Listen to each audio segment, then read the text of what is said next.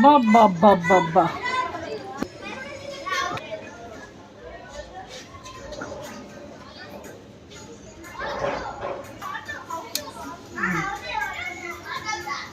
చాలా చాలా బాగుంటుంది. హాయ్ అండి అందరికీ. ఇదిగోండి ఈరోజు పెరుగు వడ ఎలా చేయాలో చూద్దామండి.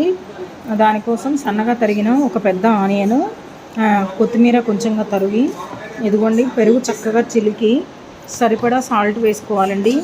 కొంచెంగా వేసుకుంటే చాలు, ఎందుకంటే వడల్లో ఉంటాయి కాబట్టి. 1 టేబుల్ స్పూన్ మాత్రమే యూజ్ చేస్తున్నాను.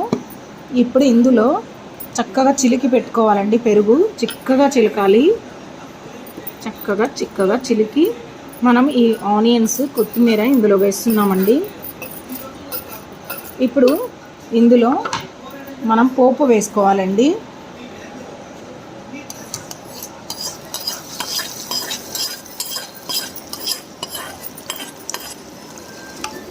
దోరగా వేగిన పోపు వేసి ఇలా మంచిగా మిక్స్ చేయాలండి. ఇప్పుడు ఇందులో ఒక్కొక్కటిగా వడలు వేయడమేనండి. మనం ఈవినింగ్ కల్లా చాలా చల్లని వడలు సాయంత్రం అయ్యేసరికి స్నాక్స్ లాగా చక్కగా తినచ్చు. వడలు వేద్దామండి. ఇలా ఒక్కొక్కటిగా పెరుగు వడలు అందులో వేసేసుకుని కొంచెం టైం ఇవ్వాలండి దీనికి. ఆఫ్టర్నూన్ చేసుకుంటే ఈవినింగ్ స్నాక్గా ఈవినింగ్ వరకు తినేసేయచ్చు. ఇలా ఒక్కొక్కటిగా వడలు అందులో వేసేసి లిడ్ పెట్టేసి పక్కన పెట్టేసేయాలండి. చక్కగా ఇదంతా పట్టేస్తుంది గారెలకి. చాలా అంటే చాలా యమ్మీగా టేస్టీగా ఉంటాయి.